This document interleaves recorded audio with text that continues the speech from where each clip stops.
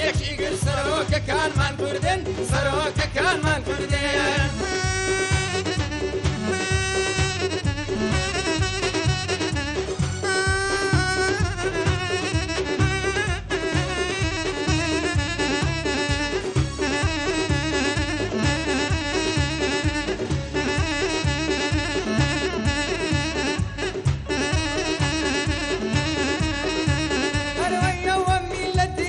چاپوک و فیداکارە خەمباتی چەند ساڵەمان لە مێژوودا دیارە خوێنی ئاڵی شەهیدان وەکو دەریاو ڕووبارە تاکەی بەشی ئێمە بێ کۆت و بەند و سێدارە جەژنەکەمان دوو جەژنە بەنگەلە هەژارە خۆشترین مژدانەیە یەکبوونی دوو ئیدارە یەکردی دوو ئیدارەیە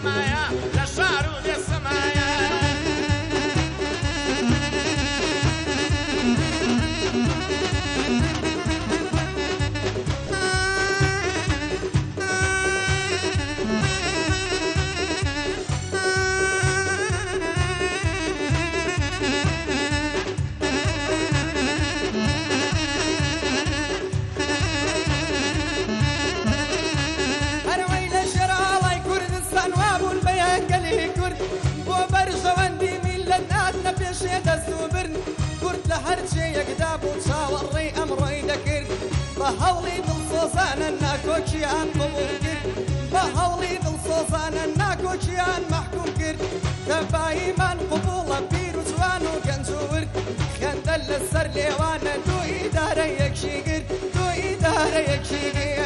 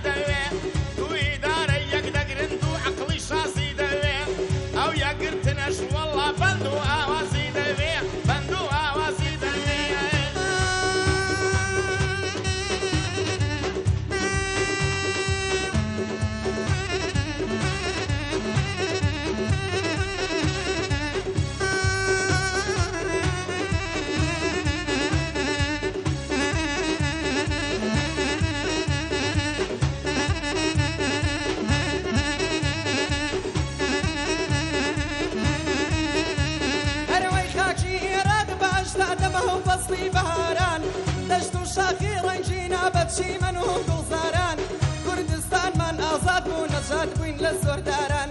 جارێکی تر هیچ کەسێ نامان کاکین یاباران ئیتر ئەنفال ناکرێین ئازادن هەرزەکاران یەک بن ئەی قەومی کوردی ئەی فەقیر و هەژاران دوو ئیدارەی یەکشی کرد با بڕوو خێبەتکاران سەرۆک کۆمارمان کوردە تێگڕابیکەین گوڵباران تێگڕابیکەین گوڵباران